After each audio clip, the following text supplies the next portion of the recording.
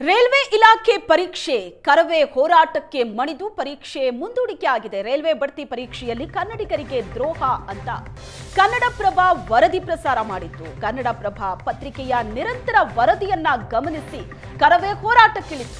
ಕನ್ನಡಪ್ರಭ ಸುವರ್ಣ news ನಿರಂತರ ವರದಿಯ ಬೆನ್ನಲ್ಲೇ ಪರೀಕ್ಷೆ ರದ್ದಾಗಿದೆ. ಒಂದು ವಾರದಿಂದ ನಿರಂತರವಾಗಿ ಕನ್ನಡಪ್ರಭ ವರದಿಯನ್ನ ಪ್ರಸಾರ ಮಾಡಿತ್ತು. ಕನ್ನಡಪ್ರಭ ವರದಿಗೆ ಕರವೇ ನಾರಾಯಣಗೌಡ ಧನ್ಯವಾದ ಹೇಳಿದ್ದಾರೆ. ಬೇರೆ ಬೇರೆ ಜಿಲ್ಲೆಗಳಲ್ಲಿ ಕರವೇ ನಡೆಸಿದಂತಹ ಪ್ರತಿಭಟನೆ.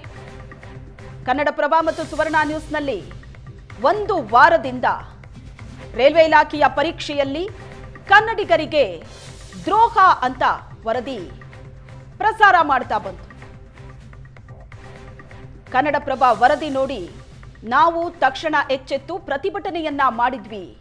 ಅಂಕಿಅಂಶಗಳ ಮೂಲಕ ಕನ್ನಡಿಗರ ಎಚ್ಚರಿಸುವ ಪ್ರಯತ್ನ ಮಾಡಿದೆ. ರೈಲ್ವೆ ಪರೀಕ್ಷೆಗಳು ರದ್ದಾಗಿದೆ ಅಂತ ಕರವೇ ನಾರಾಯಣಗೌಡ ಧನ್ಯವಾದ ಹೇಳಿದ್ದಾರೆ. ಕನ್ನಡಪ್ರಭ ಸುವರ್ಣ ನ್ಯೂಸ್ ನಿರಂತರ ವರದಿಯ ಬೆನ್ನಲ್ಲೇ ಪರೀಕ್ಷೆ ರದ್ದಾಗಿದೆ. ಸ್ಕ್ರೀನ್ ಮೇಲೆ ನೋಡ್ತಾ ಇದ್ದೀರಿ ಕನ್ನಡಪ್ರಭ ಪತ್ರಿಕೆಯಲ್ಲಿ ಬಂದಂತಹ ವರದಿ. ಒಂದು ವಾರದಿಂದ ನಿರಂತರವಾಗಿ ಕನ್ನಡಪ್ರಭ ಪೇಪರ್ನಲ್ಲಿ ಈ ವರದಿ ಬಂತು. ಕನ್ನಡಪ್ರಭ ಮತ್ತು ಸುವರ್ಣ ನ್ಯೂಸ್ನಲ್ಲಿ ಪ್ರಸಾರವಾದಂತಹ ನಿರಂತರ ವರದಿಯ ಪರಿಣಾಮ ಇದು. ಕರವೇ ಹೋರಾಟಕ್ಕಿಳಿತು. ರೈಲ್ವೆ ಪರೀಕ್ಷೆಗಳು ರದ್ದಾಗಿದೆ.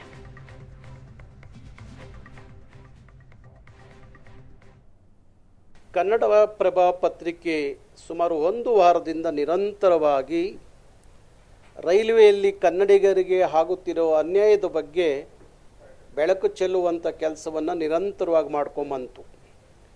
ರೈಲ್ವೆ ಇಲಾಖೆಯ ಅನ್ಯಾಯ ಯಾವ ರೀತಿಯಲ್ಲಿ ಕರ್ನಾಟಕದಲ್ಲಿ ನಾಡಿನ ಮಕ್ಕಳಿಗೆ ಆಗ್ತಾ ಇದೆ ಅನ್ನುವ ವಿಚಾರವನ್ನು ಅದರ ಅಂಕಿಅಂಶದ ಮುಖಾಂತರ ನಾಡಿನ ಜನರನ್ನು ಜಾಗೃತಿ ಮೂಡಿಸುವಂಥ ಎಚ್ಚರಿಸುವಂಥ ಕೆಲಸವನ್ನು ಕನ್ನಡಪ್ರಭ ಮಾಡ್ಕೊಂಬಂತು.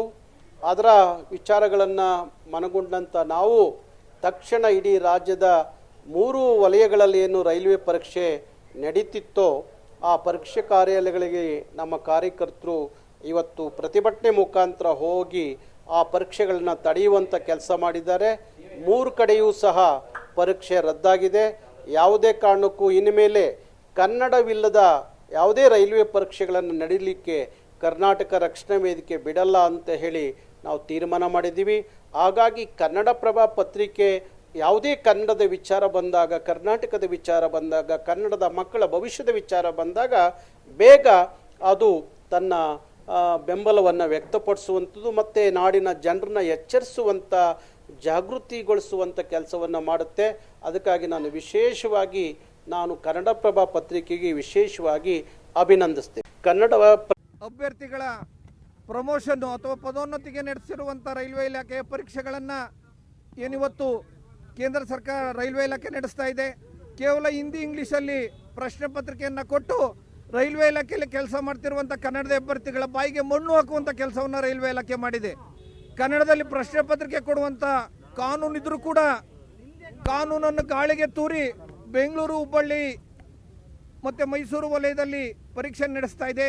ಅನುಕಂಪದ ಆಧಾರದಲ್ಲಿ ರೈಲ್ವೆ ಇಲಾಖೆಯಲ್ಲಿ ಕೆಲಸ ಮಾಡ್ತಿರುವಂಥ ಮತ್ತು ಡಿ ಗ್ರೂಪ್ ಮತ್ತು ಸಿ ಗ್ರೂಪಲ್ಲಿ ಕೆಲಸ ಮಾಡ್ತಿರ್ತಕ್ಕಂಥ ಅಭ್ಯರ್ಥಿಗಳಿಗೆ ಕನ್ನಡ ಬಿಟ್ಟರೆ ಅವ್ರಿಗೆ ಹಿಂದಿನೂ ಬರಲ್ಲ, ಇಂಗ್ಲೀಷು ಬರಲ್ಲ. ಆದರೆ ಉತ್ತರ ಭಾರತದಲ್ಲಿ ಮಾಡುವಂಥ ಪರೀಕ್ಷೆಗಳನ್ನು ಹಿಂದಿ ಇಂಗ್ಲೀಷಲ್ಲಿ ಮಾಡೋದ್ರಿಂದ ಅವ್ರು ಹಿಂದಿಲಿ ಬರೆದು ಪ್ರಮೋಷನ್ ತಗೊಂಡು ಹೆಚ್ಚಿನ ಸಂಬಳ ಪಡೆಯುವಂಥ ಮತ್ತು ಉನ್ನತ